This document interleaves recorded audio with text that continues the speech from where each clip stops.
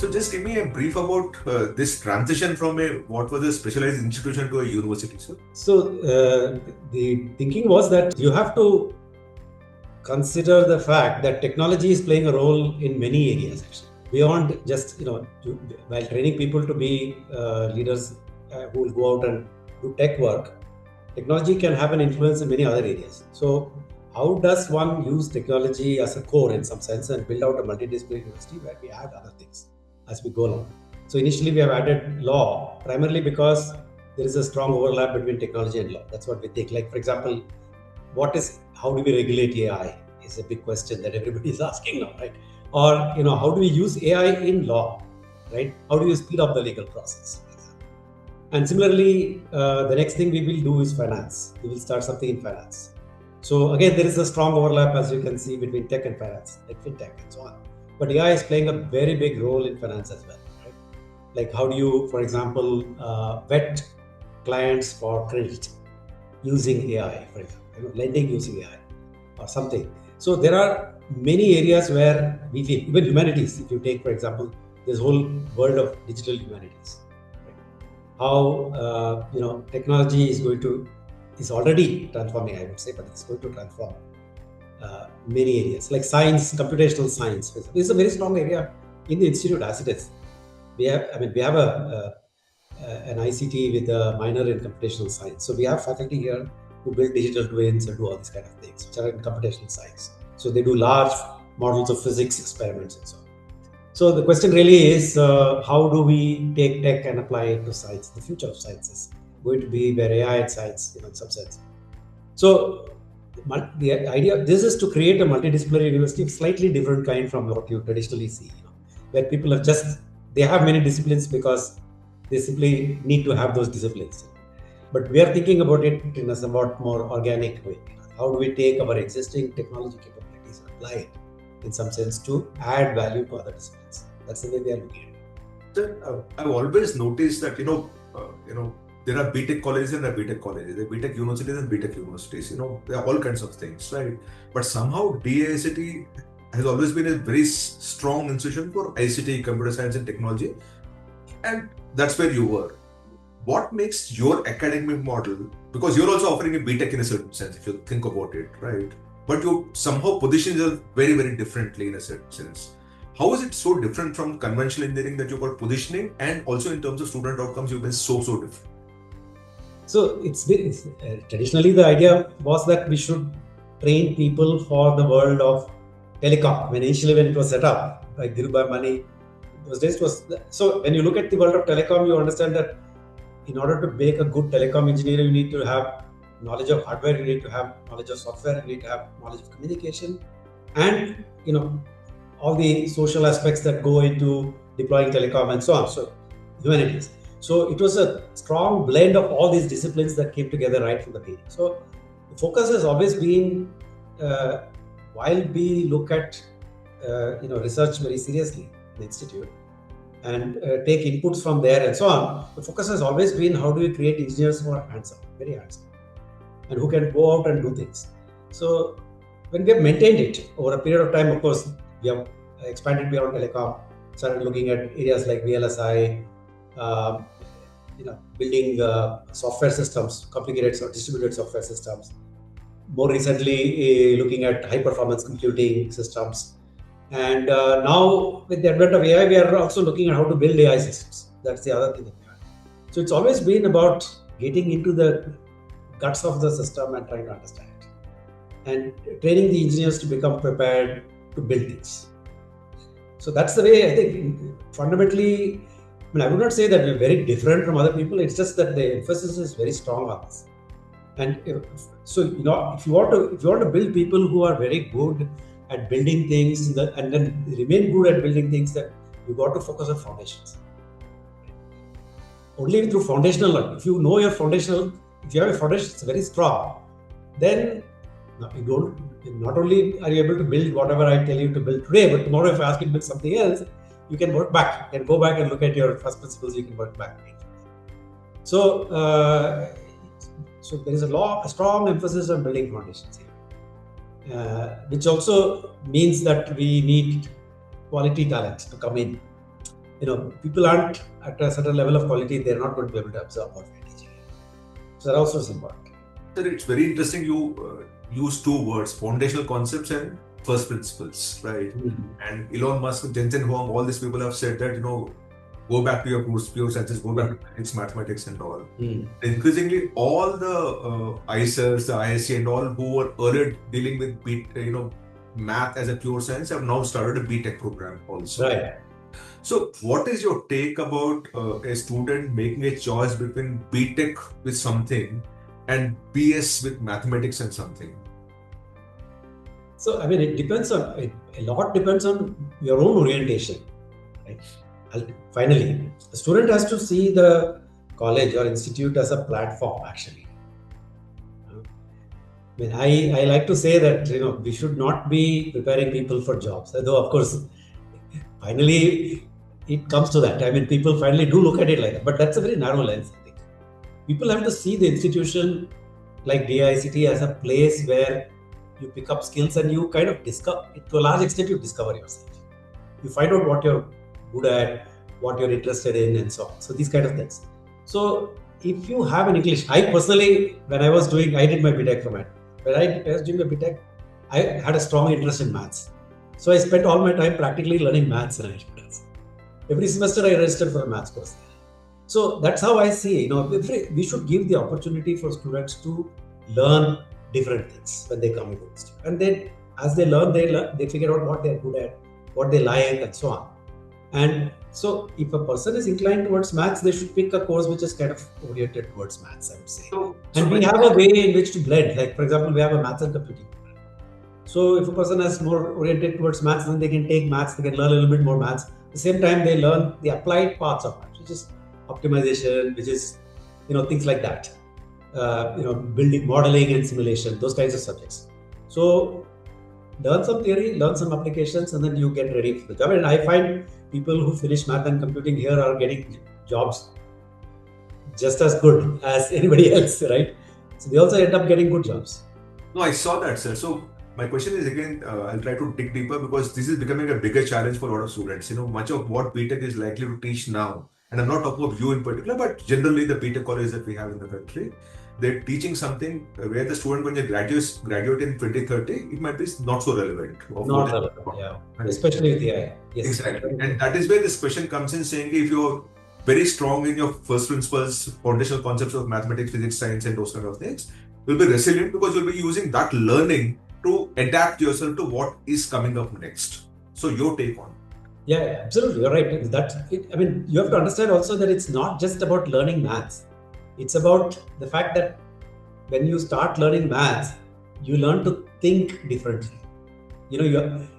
Maths has a certain way of presenting problems and breaking down the problems into smaller parts and analyzing. So you're getting into a certain way of thinking about things. Physics has a certain way of modeling the real world in terms of models. So you learn how to model the real world.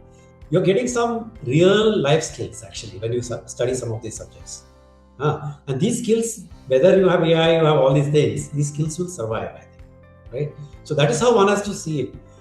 Of course, you will also learn maths per se. You use certain subjects in maths, certain abstractions, certain concepts are taught in maths. You learn all that and how to apply it. But you also get introduced to a certain way of thinking, right?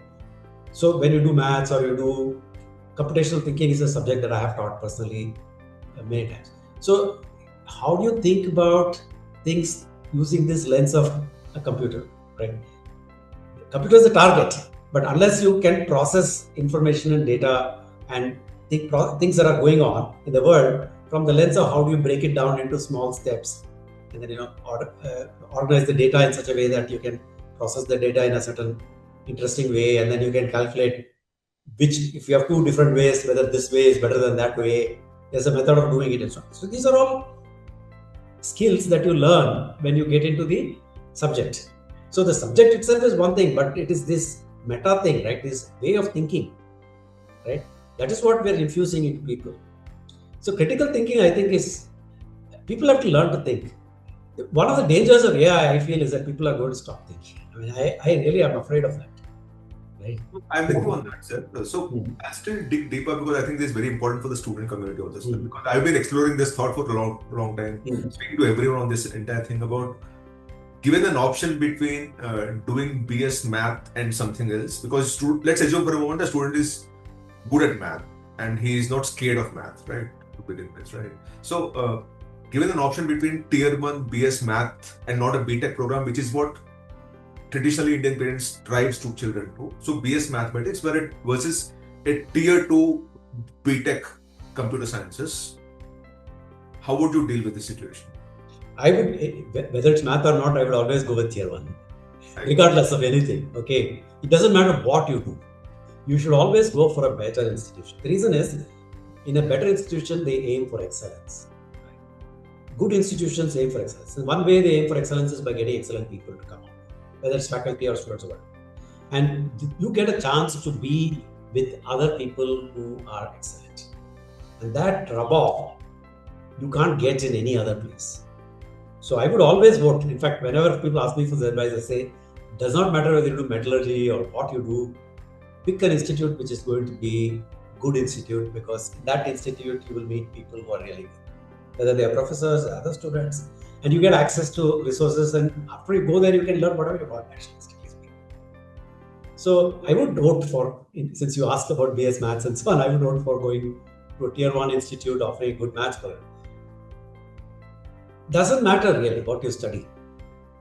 That is why I'm saying it is more about getting introduced to the way to study. How does so when you meet a good professor and the professor starts teaching you in a way, I mean, I remember my best professor, I can still recall their classes. It comes vividly to me in class, right? Because the way they explain things, nobody else can explain. They will just take one chalk, go to the board and start. Something they will draw on the board. And then they will, while they're drawing, they're talking. They're drawing, they're talking. It's like a story. It unfolds. It's like a flower which is blossomed. That kind of class you just cannot experience anywhere else. And it kind of mind opening, right? So it does not matter what subject is being taught, honestly. It's just being exposed to that way of thinking and that way of that level of thinking. That kind of changes you, transforms you. Must tell you, sir, whenever you speak of maths, there's a twinkle in your eye. I don't know whether anyone told you about this. Whenever you speak of mathematics, there's a twinkle in your eye. It's because I spent so much time studying maths. I was an engineer. Yeah. I read about you, sir, so I know that you're a PhD and all, but it comes through. Like, for example, for me, whenever I speak about certain issues, very, very passionately, I can't hide it, right? So all of us do have our own passions, yeah. So in the entire work, we try to zone in on that 10% which makes us 100% satisfied in that sense, right? So no, besides maths, I'm also very passionate about building things. I can see that. I could see that. In fact, when you're talking about teaching also, when you're talking about your professor and also, I think it all comes across of how a single person can make you get interested in a few things so much that you actually make that your own passion. So coming back to this, because you are always a tech driven organization, how would law, which is actually is left of the brain is what we call it in most of the analysis and all is fine, but it's just like dramatically different. You're dealing with this. Suddenly someone will start talking about history, culture, and philosophy also in a certain sense. So tell me about the school of law and how you think it will sink in with your existing DNA. We are still shaping it. I mean, it's a very new school, so I don't want to talk too much about it because we are still in the process of shaping it. But what we have currently is a program on AI and law, and then there is a program on construction law and some other things. But we are trying to shape it as we go along. Mostly it will be around tech and law. That's where we'll see the intersection of tech and law. There is a lot of things to do. I mean, there are very few schools in India which actually help you to understand the intersection between technology and law. Sir, and how does DICT balance theoretical foundations, which we are very, very strong at, and with also the industry collaboration that you have, which can be projects, internships, capstone projects, real problem solving, building problems, building solutions for some problems that India has. So how do you, balance the theoretical knowledge that you impart to the students with the practical execution of that goal? So this is a challenge, right? It's always a challenge. But the way we do it in our own way, there is a small way we are trying to do it is In the first year, we have this thing called the exploration project. So that exploration project has two components. The first component, students do the design work along with faculty and so on. There they get introduced to design thinking methods and so on. And then the second part of that exploratory project, they actually build something. They're expected to actually make something. And this is in the first year, right in the beginning, right? They're expected to make something. So it could be some piece of hardware, it could be some user interface, it could be some software and so on. And this way they start getting experience with hands-on, even without learning any theory or foundation, or they have no idea all the engineering components that go into building any system, but they have started to build. That is the one thing we do. The other thing we do basically is a rural internship program where we immerse them in the village for about 6 weeks. So they go, they spend some time, they study real, when they look at something, observe, they learn to understand the way in which people live and how technology influences them and so on. Of course, there is less technology out there. It's more about observing how people live and what they do and so on. Contributing in some small way. It could just be teaching there, or could be doing some small thing to help them in the village. But it's more to get these people acquainted with what is going on outside of their comfort zone, which is the city. Most of these children are coming from cities. And in order to understand India or whatever, our context very well, you've got to understand the village. Otherwise, we don't understand it. So that is the reason why we have that component. And as we go along, every course has projects. And then there are these things called B.Tech mini projects, where they actually are asked to build small things. And then we have larger projects that we get into, which are like capstone type projects at the end, which they can also do in an industry. We allow them to go and do the 8th semester completely in a company where they build something in the company. So we allow them to do that. So there is hands-on everywhere, but I mean, I think your question was related to how do we connect the foundation or theory part to the practical part. It's always a challenge.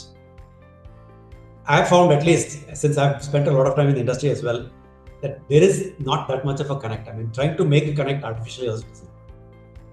So, but you got to know a little bit of foundation because it helps you to clarify your thinking, I think.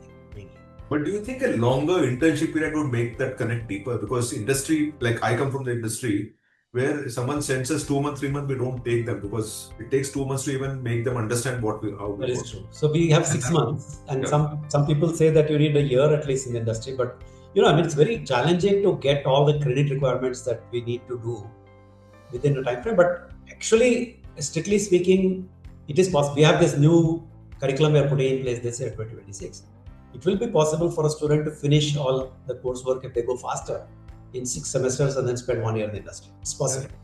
I think if not everybody will choose it, I think, because it just makes you work too hard in the first 6 semesters. But we are providing the possibility in case they want to do that. But I've been noticing the industry trend, sir. Increasingly, if you don't have good internship, you will not get placed. That is true. So, whether they need to do... So, I think 6 months of internship is quite a lot, I feel. And so, summer internships are always there 2 months, but it's too short, as you're saying. Yeah, it's too short, but it's enough. I think 2-month window is enough for a company to estimate whether this guy is good or not. Somebody who is working with them, they can make a quick assessment whether the person is somebody they want to hire in 2 months. But to get any output from somebody, you need at least 6 months, maybe a year. Sir, a lot of parents and students, obviously, you also earlier mentioned about it, judge an institute by the kind of placement that they have, because they can say a report card of the kind of performance of the institute in terms of working on the students, right? Now, what we're looking for is relevancy of what is being taught. So in 2030, the employment scenario itself might change for the kind of skill set that they demand from, right?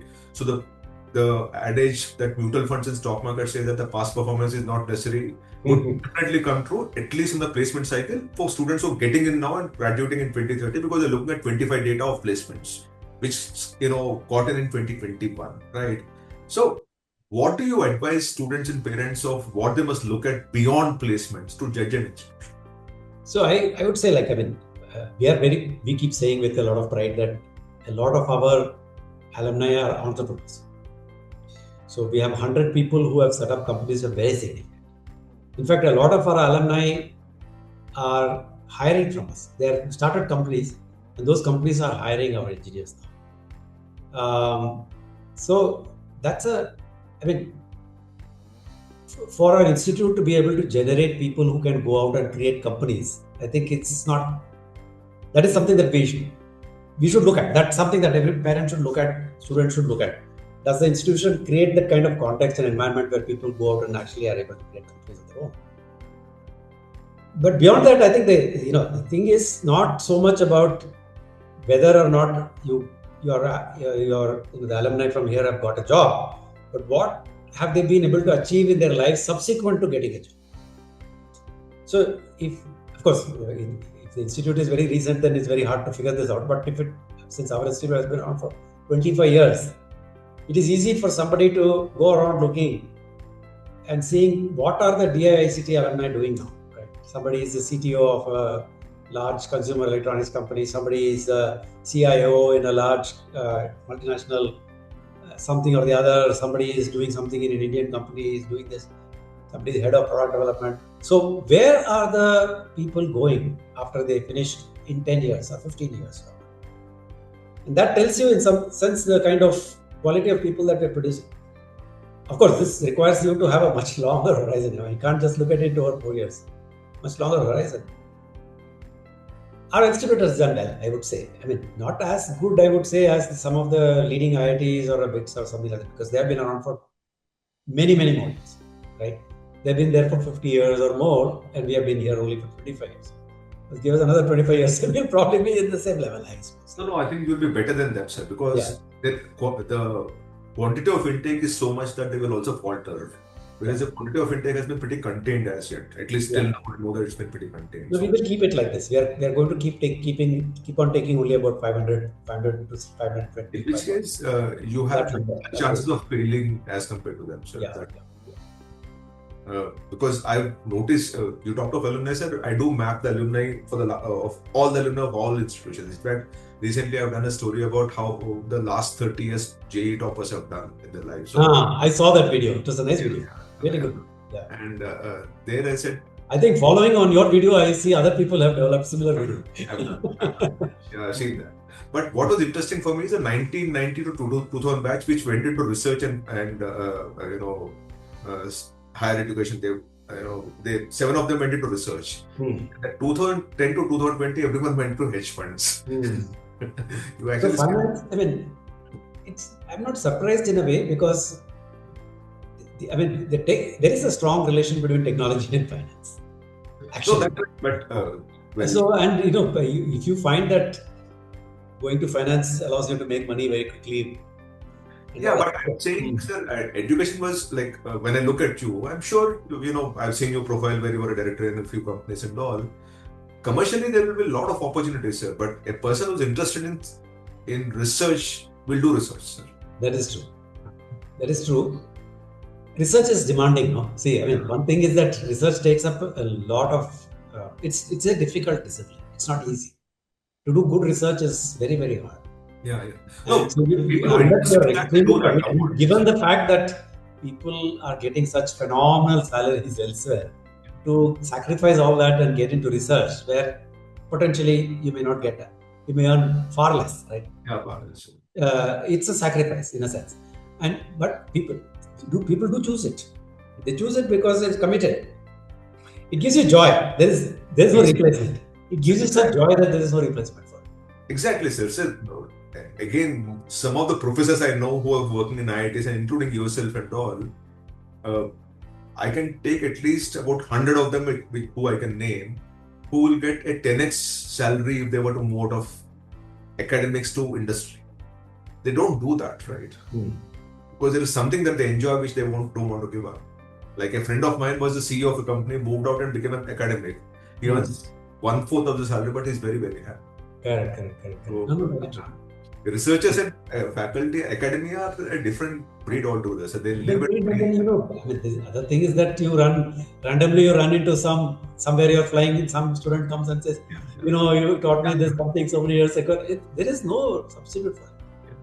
There is no substitute for it. Sir, coming back to this thing about DIICT and the students, you only talk to entrepreneurs and all. But what are the other things? Do they get into research also? Do they get into product companies? Many What of kind them do. Yeah. Many of them do. In fact, actually, another area we are very, very proud of is that some of our undergraduate students actually write papers, and very good papers, and some of the best venues.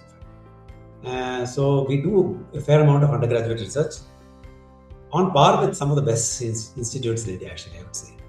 And some of them do end up going for research in the US. They go and study it further in the US, and then they end up in research careers in the academia. So this happens. Number is small, I would say. Maybe 5 to 10% of our students are like that.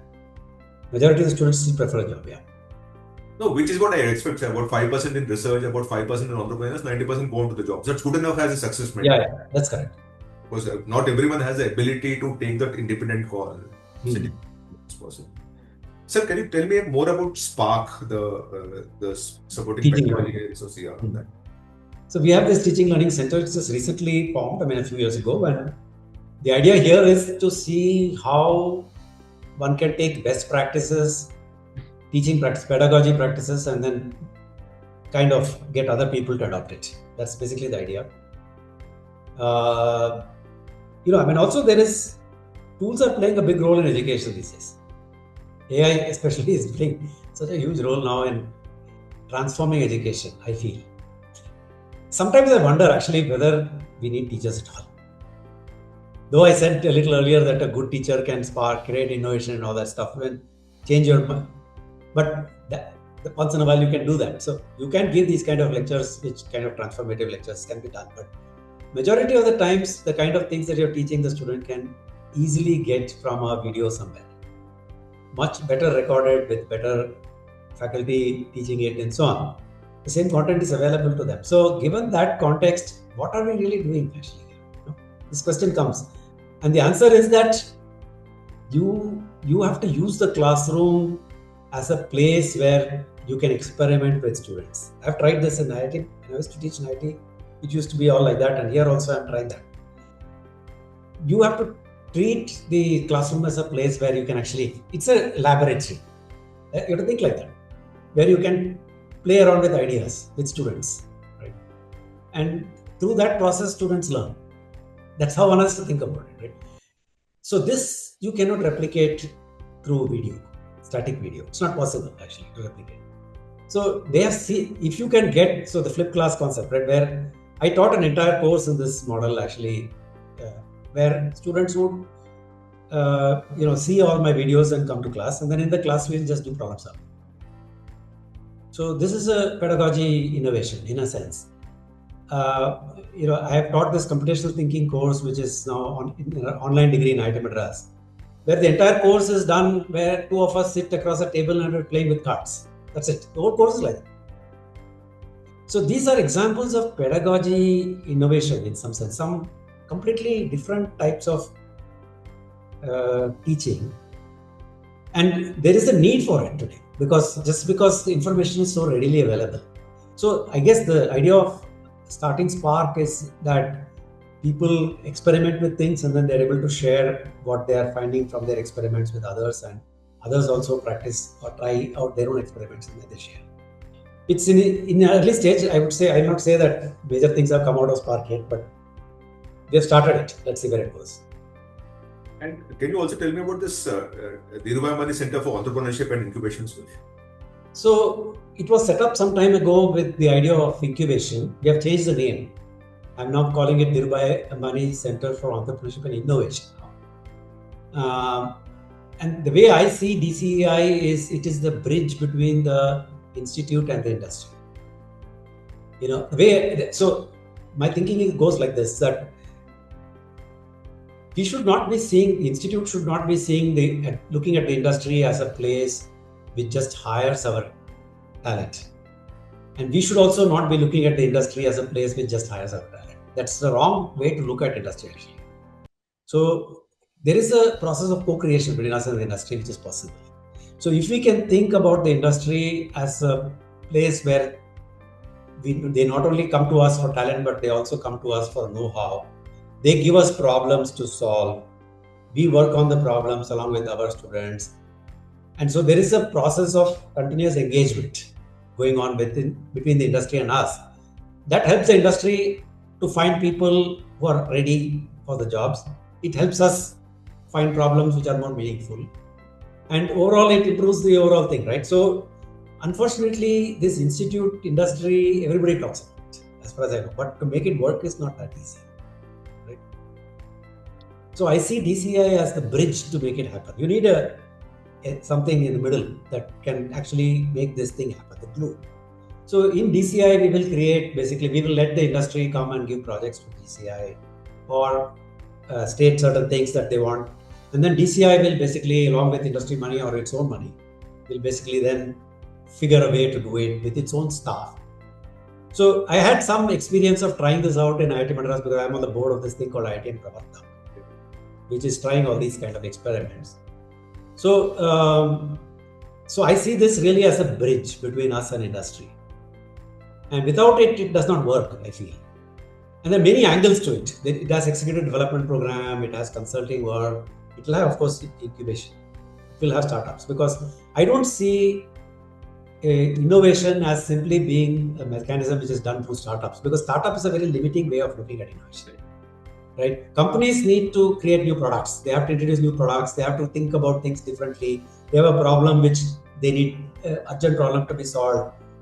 Can they come and explore the solution of these problems in DCI? This is how I look at it, along with faculty and students.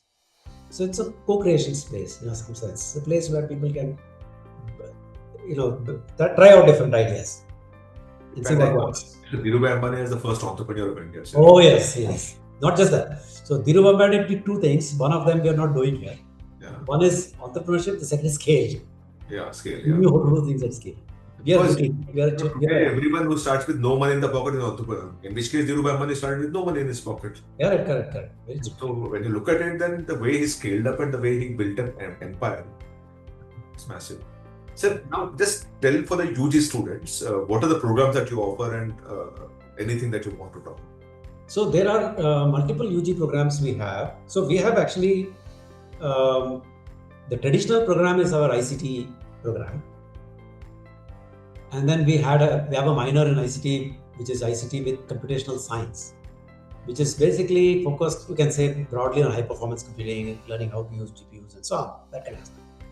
And then there is a math and computing BTech program, which is for those people who have fancy for maths and algorithms and optimization and things like that, those kinds of topics, they will find math and computing much more interesting.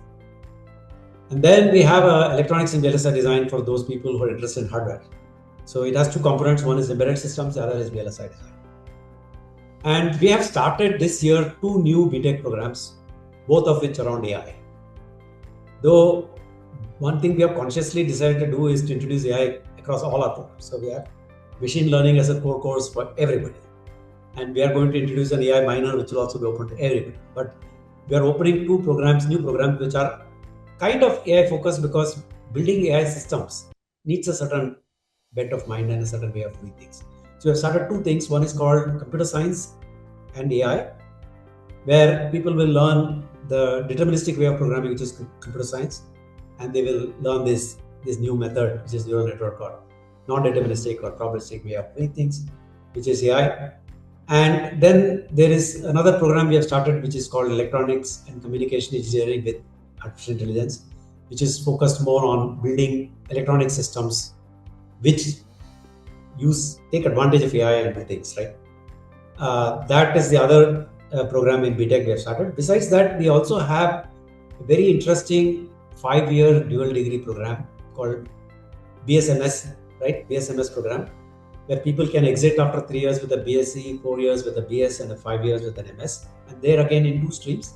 One is this thing on information technology, and the other is on data science and AI. And the reason why we have that BSMS program basically is because we feel that, there is engineering, BTech is one thing where you kind of build systems, that's fine. But there is also a need for us to focus on applying these things to actual domains. So in our BSMS IT and BSMS data science and AI, there's some focus on domain. So we're introducing some domain and applications to those domain, right? And in IT, we have created some verticals. Like, for example, if you want to become a cyber security expert, then you can come into our BSMS IT, come out as a cyber security expert. Or you want, so like that, there are some tracks. And similarly, in data science and AI also, we have created some vertical tracks where you can come out with some specializations. And because you have a 3-year exit, you could potentially finish BSc from here and go and do a master's in the US. Or 4-year from here, BS from here, and then go and do a master's somewhere.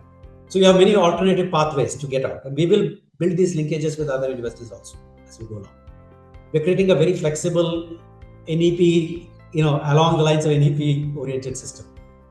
And one thing that we do definitely want to do when we become a fully fledged multidisciplinary university is to create these pathways where people can enter BSMS and explore a master's in some other discipline, like a finance, for example.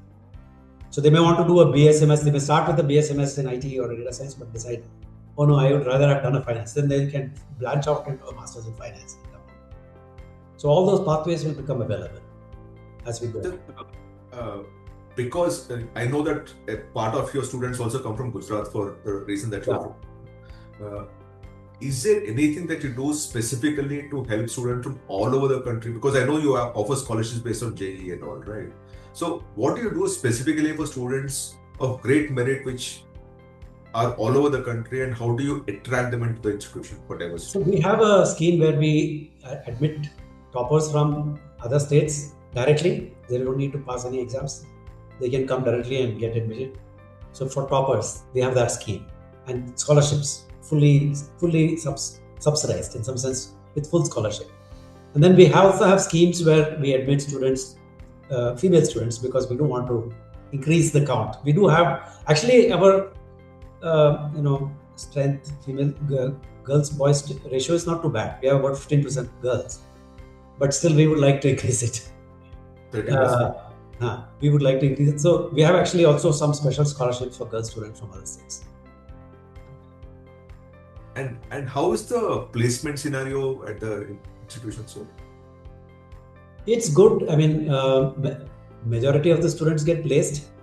Now, I don't want to give you the percentage statistics and all that or whatever. That makes no sense. But majority of students do get placed, even if they don't get placed immediately over a period of time. The placement keeps running through the year. We start our placement season. It will start in May, where companies will start enrolling, and then from June, July it will start, and then it will go on till about March of the next year. So over this period, most people do find a job somewhere. So placements are good, I would say. There are very good companies who are coming. I mean, some of the best companies come and recruit from here. Mainly because they have recruited from here in the past, they found our students to be very good, and our alumni are sitting in those companies. So we get the top multinationals to come, we get top Indian companies to come. Everybody comes and hires. And how about internships, sir? Every student goes through internship? Most people go through internship in summer, yeah. They do go through internship, and it's paid internships, yeah, they do. And in terms of your faculty-student ratio, is it skewed towards the faculty in a certain sense? I thought it was 1:17 or something like that. Faculty-student ratio you're asking? Or we need to add more faculty. Clearly, we are short of faculty. So that's what we have added more programs recently, and our faculty-student ratio is not very good, but we are adding faculty. We are very aggressively hiring as we speak now, but it's hard to find faculty. But also we are very selective. We only take faculty from extremely reputed institutes. We have very good research track record. So it is hard, but we are getting. Slowly we are hiring. I think I've exhausted. Is there anything that you want to say specifically, sir, for the student community? I would say that students, I think most students are confused.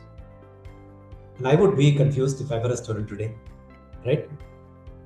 So it's very difficult world actually right now, especially because there are so many uncertainties surrounding jobs. The job scene is changing so rapidly. Entry-level jobs, I seriously believe, are disappearing. Right now, the middle-level jobs are disappearing very fast. Entry-level jobs are still intact. But given 2 or 3 or 4 years from now, I think entry-level jobs will also start disappearing. And given that context and all that, what do I do as a student? It's a big question mark, I think. And I don't think anybody has any answers. And I wish I could give answers. being in a position that I should be giving answers, but I don't think I can. I don't know. I think none of us have Right? answers. Nobody has any answers. But so I would just say this to students. Whenever you are in a difficult situation, whenever there is uncertainty, it is the survival skills, it is your ability to be agile, it is your ability to think clearly. These things matter much more than anything else. So pick that institute, whichever institute it is, pick that institute where these skills you will sharpen. Because that is what will matter in the long run. Nothing else matters. So also, can you talk to the students about the importance of joining a legacy institution which has a great alumni network?